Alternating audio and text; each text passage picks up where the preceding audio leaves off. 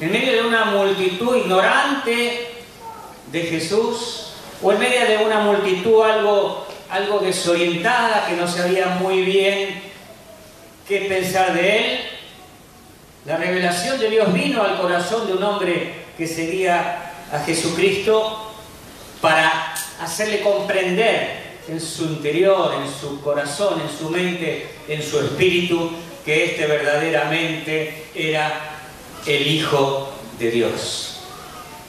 Y así tenemos hoy una multitud que no sabe quién es Jesús.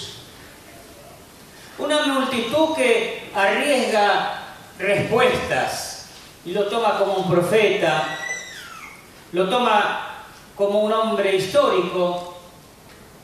Algunos hasta lo niegan que haya existido o que sea el Hijo de Dios. Y sigue vigente esa pregunta: ¿y ustedes quién creen que yo soy? Si voy un poquito más, a veces hasta me inquieta un poco si pienso que aún algunos creyentes en la fe cristiana no tienen muy en claro quién es Jesús. No tienen muy en claro qué hizo Jesús. O no tienen muy en claro qué les pide Jesús. Están en alguna manera desconociendo, están en alguna manera ignorando a este Jesús, los de afuera y a veces uno mismo desde adentro, porque necesitamos cada día más esa impresión del Espíritu, esa revelación de quién es verdaderamente Jesús, el Hijo de Dios.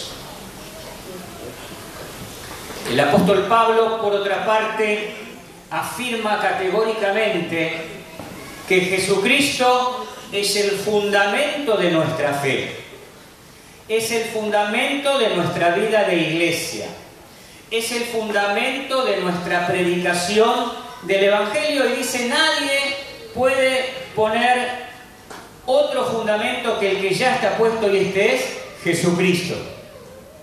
Y dice Pablo luego, cada uno edifica, cada uno edifica, edificamos en cultos, edificamos grupos caseros, edificamos trabajos de servicio, edificamos libros, edificamos prédicas, edificamos retiros, edificamos familias, edificamos servicios de amor, muchas cosas edificamos, y todas ellas han de estar, si hemos comprendido bien, fundamentadas en la persona de Jesucristo, si es que queremos edificar bien.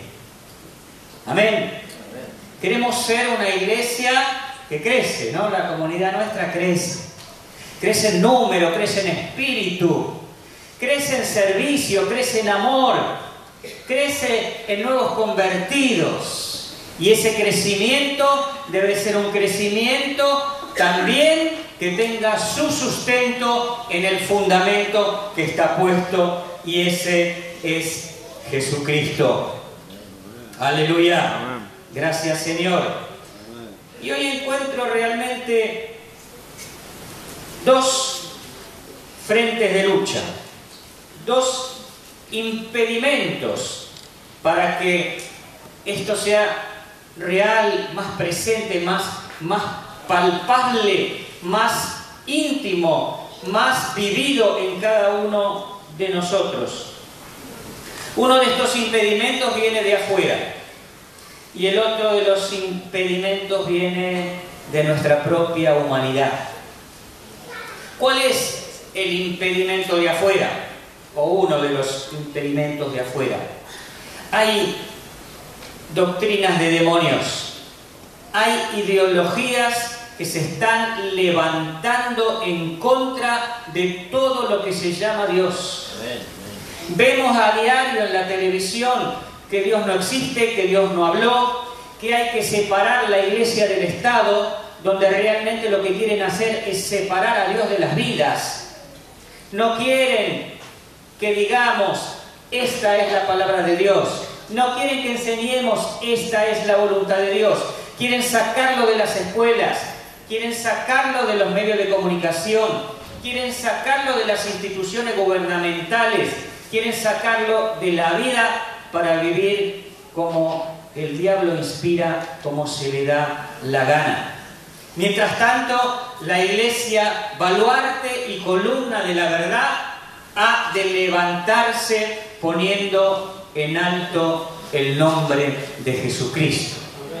Y debemos enseñar de manera tal de llevar todo pensamiento cautivo y toda altivez que se levanta contra el nombre de Cristo, cautivo a la obediencia a Cristo.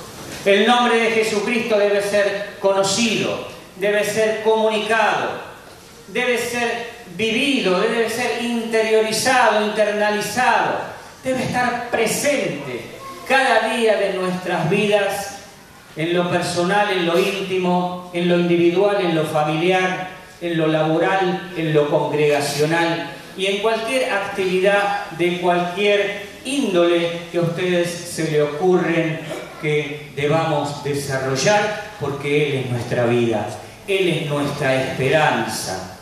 Él es el que cambió de una manera radical, el que nos sacó de las tinieblas y nos trajo a la luz, el que nos sostiene, el que nos espera, el que hace nacer en cada uno de nosotros una esperanza. Amén. Aleluya. Amén. Amén. Lucha con lo de afuera. ¿Y cuál es la lucha con lo de adentro? Y con lo de adentro me voy a referir con lo personal, porque no es el que luchamos unos contra otros, ni que luchamos contra los pastores, sino que lucha cada uno consigo mismo, con su propia humanidad, con su propia debilidad. Y la lucha es que tenemos la palabra de Jesucristo y poco leemos la palabra de Jesucristo. Hubo tiempos, hermanos, que la palabra se trasladaba de boca en boca, casi de memoria, no había libros. Había algunos manuscritos y los primeros discípulos memorizaban y trasladaban la palabra. Hubo épocas que la palabra se puso por escrito, pero era de ricos y de poderosos poder comprar un libro.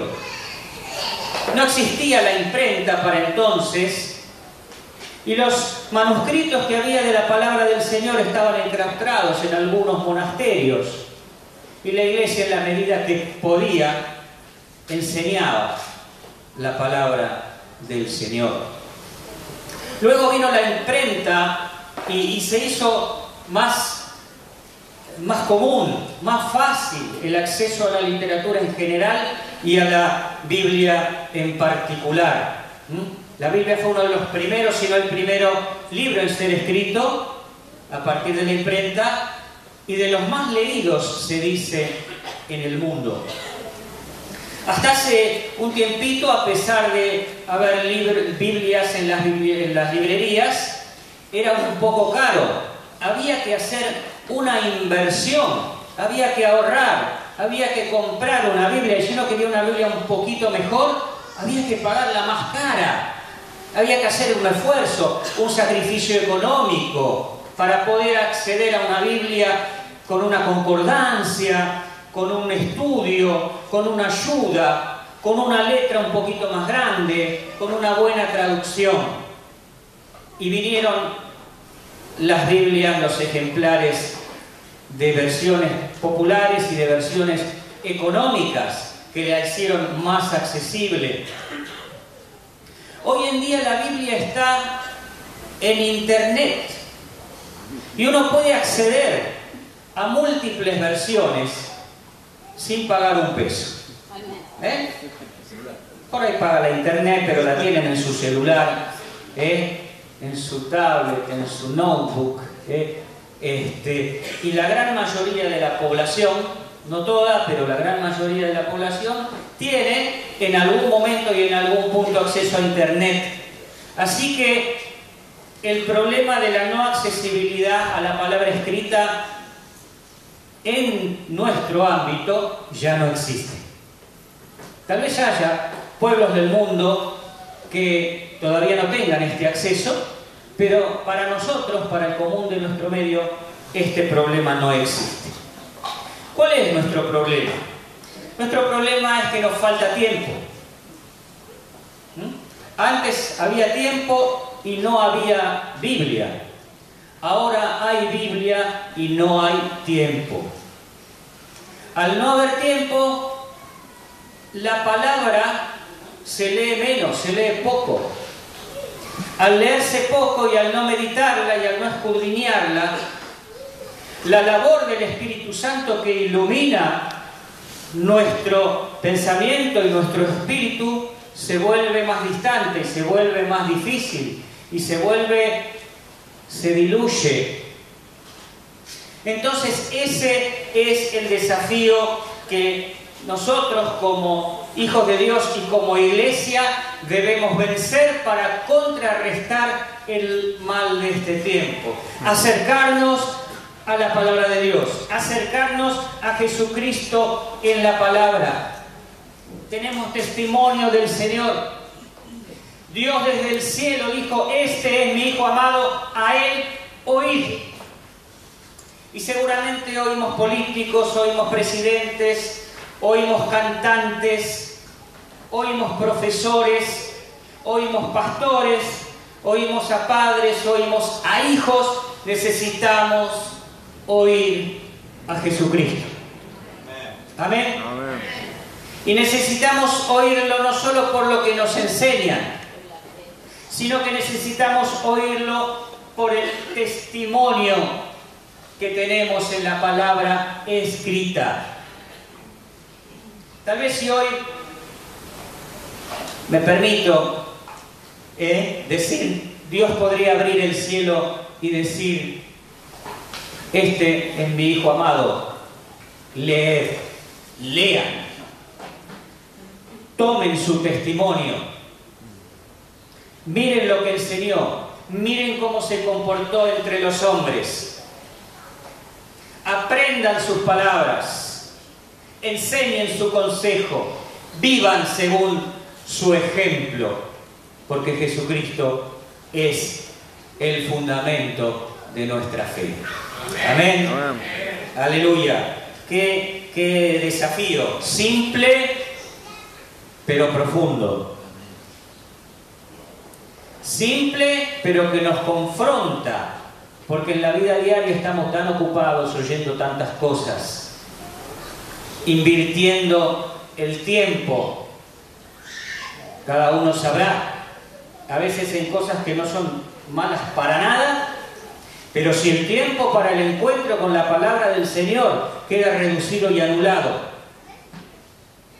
permanecemos como aquellos que no sabían muy bien quién era Jesucristo.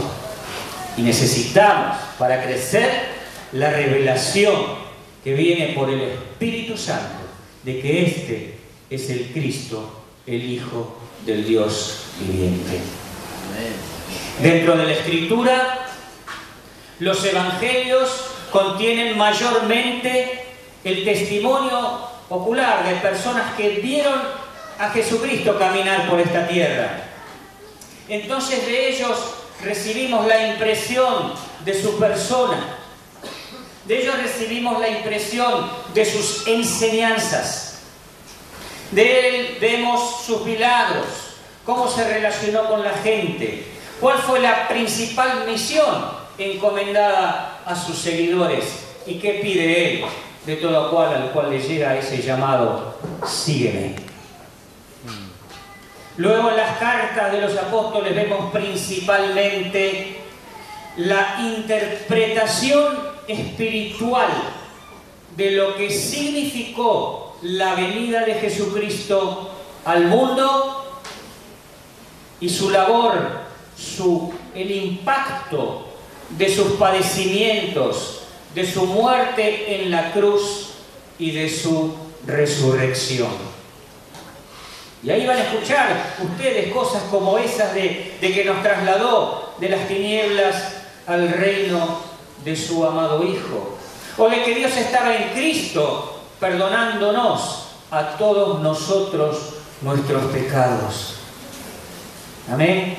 Y todo eso tiene que dejar de ser una definición o una expresión teológica para ser en mi corazón y en mi vida una realidad espiritual y vivencial.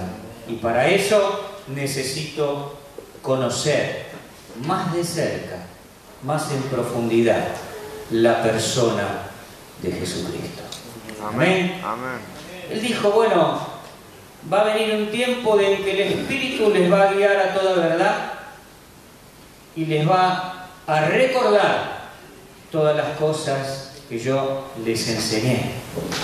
Permítame decir que para que el Espíritu me recuerde lo que Él me enseñó, tengo que acceder a leer, a conocer lo que Él me enseñó.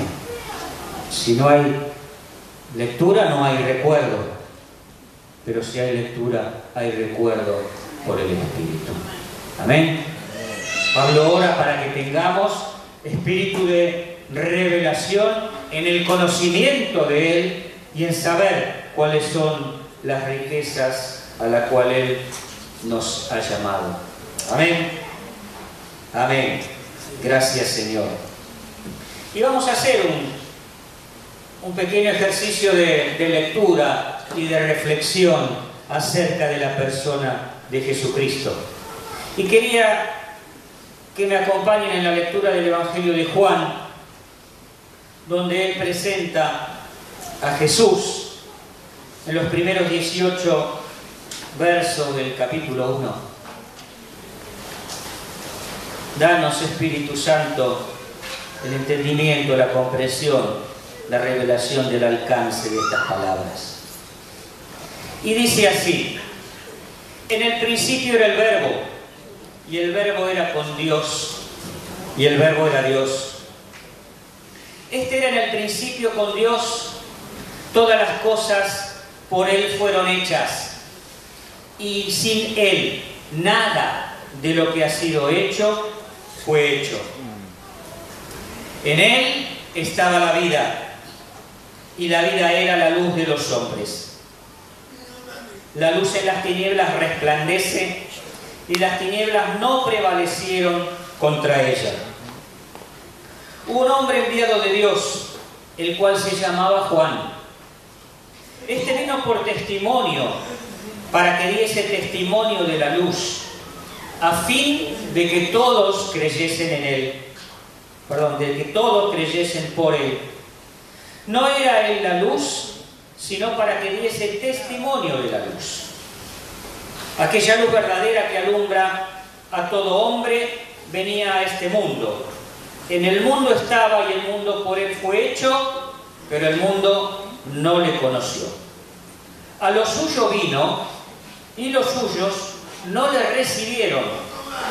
Mas a todos los que le recibieron, a los que creen en su nombre, les dio potestad de ser hechos hijos de Dios, los cuales no son engendrados de sangre, ni de voluntad de carne, ni de voluntad de varón, sino de Dios.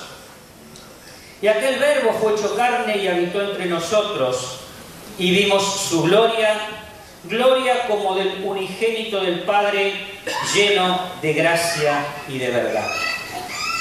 Juan dio testimonio de él y clamó diciendo: este es de quien yo decía, el que viene después de mí es antes de mí, porque era primero que yo. Porque de su plenitud tomamos gracia sobre gracia.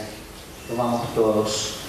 Pues la ley por medio de Moisés fue dada, pero la gracia y la verdad vinieron por medio de Jesucristo. A Dios nadie le dio jamás. El unigénito Hijo que está en el seno del Padre, Él le ha dado a conocer. Aleluya, aleluya. Gloria a Dios por tu palabra. En esta presentación que hace Juan de Jesucristo, le asigna su nombre y da otras 4 expresiones asociadas con el nombre de Jesús. En primer lugar, habla del Verbo. En segundo lugar,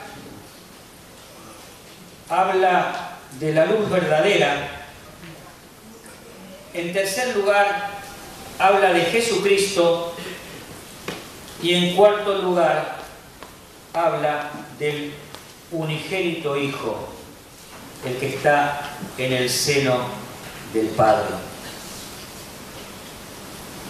En cuanto al Verbo, claramente Juan está remitiendo sus palabras al Génesis. El Génesis es el libro que contaba para los judíos el principio, cómo Dios creó todas las cosas. Y de la misma manera que el Génesis comienza diciendo, en el principio creó Dios los cielos y la tierra, y expresa que por la palabra hablada, cuando Dios habló y dio la orden, las cosas pasaron de no existir a existir. En esa misma idea, Juan dice que en aquel entonces existía el Verbo era Dios, el Verbo estaba con Dios, y por medio de Él fueron hechas todas las cosas, y nada de lo que ha sido hecho fue hecho sin Él. No hay otro principio creativo que no sea Jesucristo. El Big Bang, la evolución, no son principios creativos. Puede haber habido cataclismos cósmicos, o puede ser que las especies presenten alguna modificación en su biología a través de los siglos. Pero la palabra nos está revelando que el principio creativo es el Verbo de Dios. Así que cuando estás en la facultad o escuchando un discurso que diga Dios no existe, y si existe nada tiene que ver con nosotros, tenés que saber lo que dice la palabra de Dios respecto de dónde venimos. Y entender que hay una ignorancia y que un día ese velo será quitado. En segundo lugar, Juan habla de aquella luz verdadera. La luz que alumbra a todo hombre. En él estaba la vida y la vida era la luz de los hombres. Hay algo que comunica a Jesucristo a los hombres que hace una diferencia entre estar muerto y estar vivo, entre andar en tinieblas, desorientado, confundido, y andar en luz, claro de mis pasos. Cuando nosotros llevamos a alguien a las aguas del bautismo, hay algo que tiene que nacer en él. Entonces debe haber tanto una enseñanza como una ministración para que ese espíritu que está muerto en delitos y pecados venga a tener la vida que da el Verbo. Y para que esa persona que estaba extraviada en su caminar reciba el consejo de Dios y pueda decir como el salmista: lámpara es a mis pies tu palabra y lumbrera a mis caminos.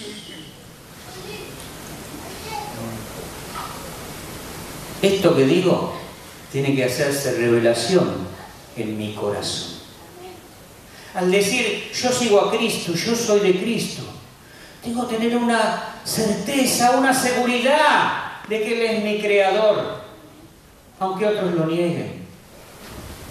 Al decir yo sirvo a Cristo, tengo que tener una conciencia de que debo tener en mí la vida de Dios por su misericordia y vivir la conducta que me permite mantener esa vida, y debo caminar en su luz y enseñar y ministrar esto a mis hijos, a mis discípulos y a los nuevos convertidos.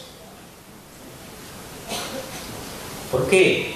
Porque si enseñamos bien, va a haber personas que no solo se van a incorporar a una feligresía religiosa, que no solo se van a incorporar socialmente a una comunidad de fe, sino que esas personas van a creer en Jesucristo, van a recibir esa vida en su corazón y van a ser encaminados a ser hechos hijos de Dios.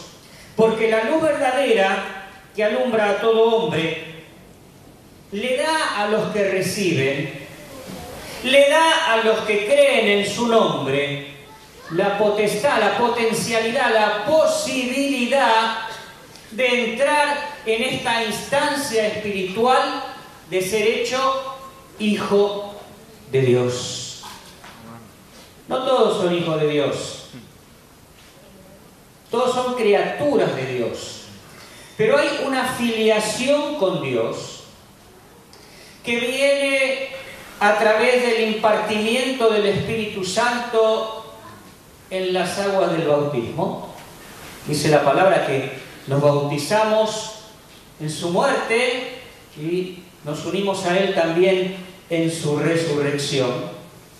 Y que Dios da el espíritu de adopción, el cual nos da el testimonio de que ahora, y no antes, de que ahora somos hijos de Dios. Hijos que fuimos preparados desde antes de la fundación del mundo para ser adoptados como hijos suyos por la grandeza de su gracia. Así que el testimonio, la seguridad, la convicción de cada uno de nosotros y del nuevo bautizado tiene que ser: ahora soy hijo de Dios. Ahora hay algo entre Dios y yo. Ahora hay una relación de paternidad que no había antes. Ahora hay una relación de hermano mayor y de hermanos entre nosotros que antes no existía. Así que la luz se manifestó para que cada uno sea encaminado en alcanzar este estadio y este testimonio de que ahora es hijo de Dios. Y como hijos de Dios mucho tenemos que hacer y que vivir. Pero solo para mencionarlo, le escribe Pablo a los romanos diciéndole que la creación entera gime, clama, anhela ardientemente la manifestación de los hijos de Dios. ¿Sabes qué necesita tu compañero de trabajo? ¿Sabes qué necesita tu vecino? ¿Sabes qué necesitan tus hijos? Que te manifiestes como hijo de Dios. La luz se lo manifestó. Lo que era invisible se hizo visible. Y de esa manera actuó. El Hijo de Dios ha de manifestarse igualmente como tal.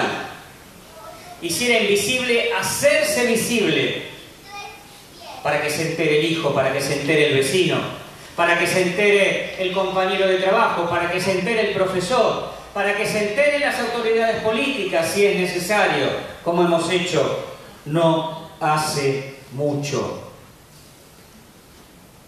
Pero fíjense la distancia, ¿no?, Yo les decía hace un rato, algunos de afuera y a veces de adentro, al no meternos mucho en la persona de Jesús,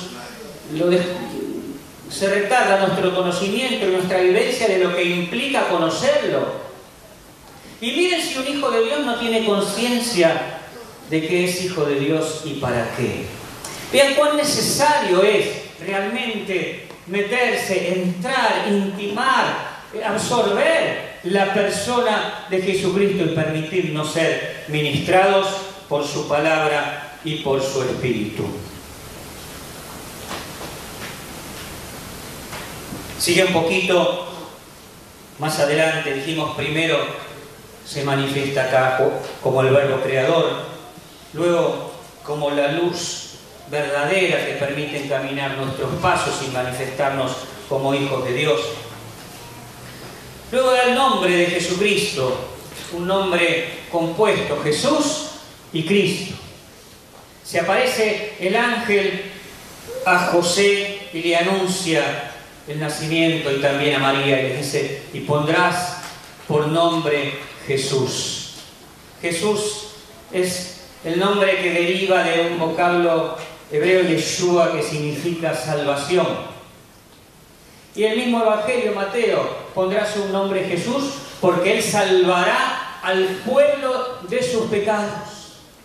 El nombre de Jesús está íntimamente relacionado con el perdón de los pecados. El nombre de Jesús está íntimamente relacionado con la reconciliación con Dios, de la cual también nos hace a nosotros ministros de reconciliación. Y el nombre Cristo, en griego Mesías, del hebreo, significa ungido. Y Jesús da testimonio de sí mismo leyendo el profeta Isaías allá en el capítulo 61, cuando dice, el Espíritu del Señor está sobre mí porque me ungió el Señor para llevar buenas noticias a los pobres, para llevar libertad a los cautivos, a los oprimidos, para llevar apertura a los presos, apertura de la cárcel. Así que en la identidad de su nombre propio está el perdón de los pecados, está la libertad, está la unción del poder de Dios para este asunto. Y recuerdo el encomendamiento del Señor: todo poder me es dado en cielo y tierra, por tanto, id y haced discípulos a todas las naciones, en el nombre de Jesucristo.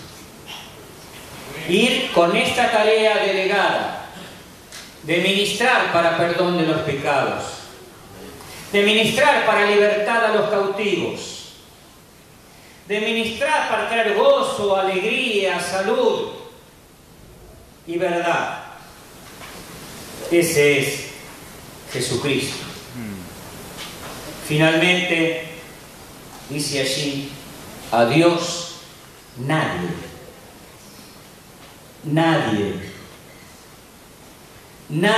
le vio jamás.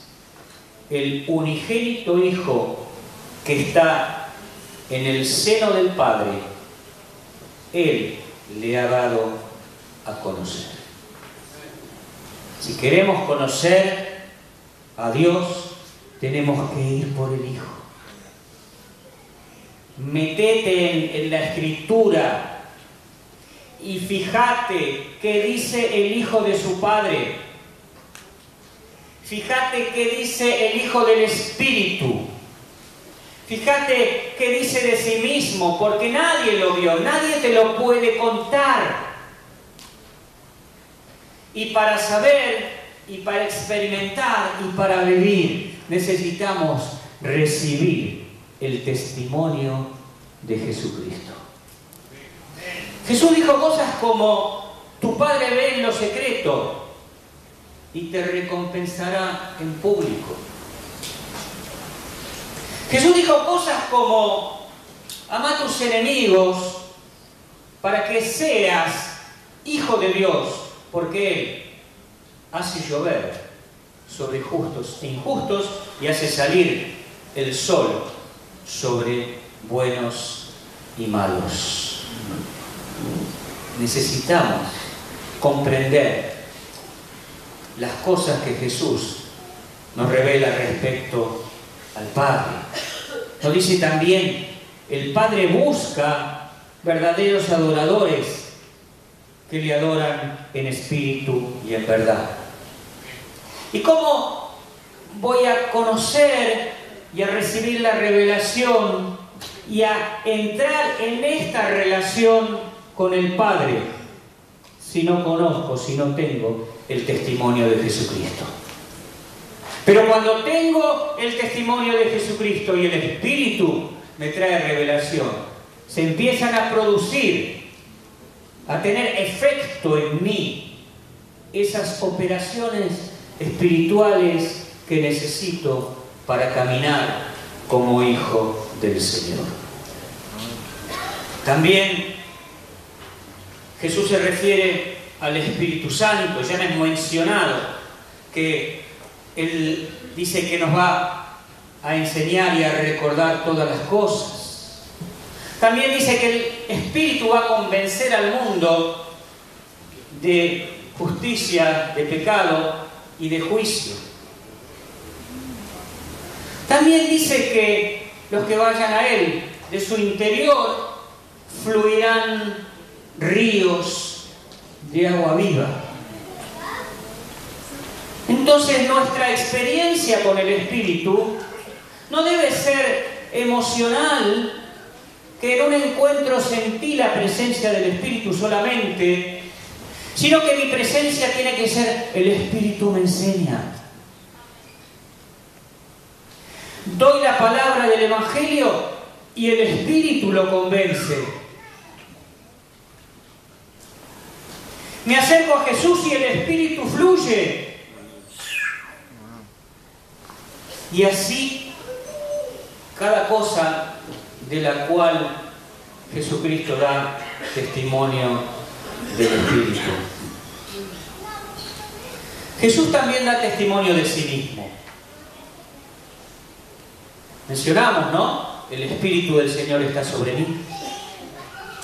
También un día dijo que Él era el pan, el maná bajado del cielo. Y nos anima en esa figura a comer de Él, a conocerlo, a saber, a interiorizarnos con Él.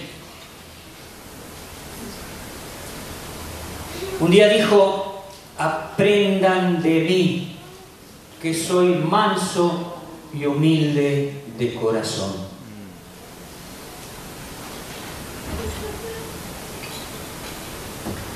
Y yo digo, tengo que aprender de Jesús. No puedo solo decir que conozco a Jesús, tengo que aprender de Jesús. Mi percepción de mí mismo debe ser que Jesús me enseña. Que me enseña a ser manso, no a ser un rebelde. Que me enseña a ser humilde de corazón, no a ser un orgulloso. Porque me acerco a Jesús y eso es lo que dice en la Escritura, el testimonio que Él me enseña. Muchas otras cosas más. Dice Jesucristo de sí mismo, de su Padre y del Espíritu. Que yo les animo encarecidamente a meterse en los Evangelios y a recibir la explicación de los apóstoles acerca de la persona y la vida en Cristo. Una comunidad que crece en el conocimiento de Jesucristo. Y no en el intelectual, sino en el espiritual, en el vivencial. De tal manera que sus pasos, nuestros pasos, en lo individual y en lo comunitario, están alumbrados por la palabra de Dios. Y nuestra vivencia está alimentada del testimonio del Espíritu Santo de que ahora somos hijos de Dios. Amén. Dios quiera que cada vez que nos pregunten o que nos preguntemos nosotros mismos, ¿quién es este Jesús? Salga un río de agua viva que diga verdaderamente es el Hijo del Dios verdadero. Amén. Amén. Vamos a ponernos de pie.